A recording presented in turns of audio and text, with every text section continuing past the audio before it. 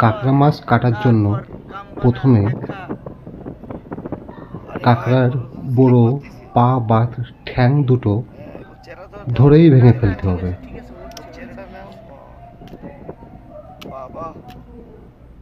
তারপর ছোট পাগুলো ধরে বডি ধরে টান দিলেই কাঁকড়া দুই ভাগ হয়ে গেল কাঁকড়া কোটা।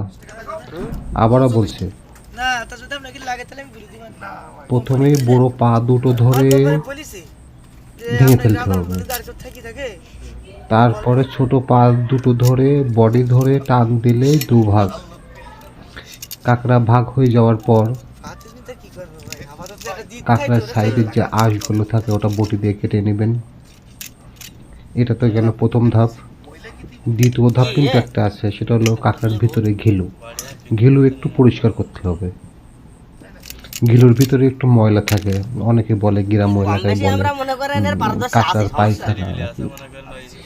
এটা পরিষ্কার করতে হবে, তা না হলে কাঁকড়াতে হালকা গন্ধ আসে। সেটা আমি দেখাবো। এটা কিন্তু খোলার ভিতরে থাকে, এটা খেয়াল করবেন, ভিডিওতে আসছে।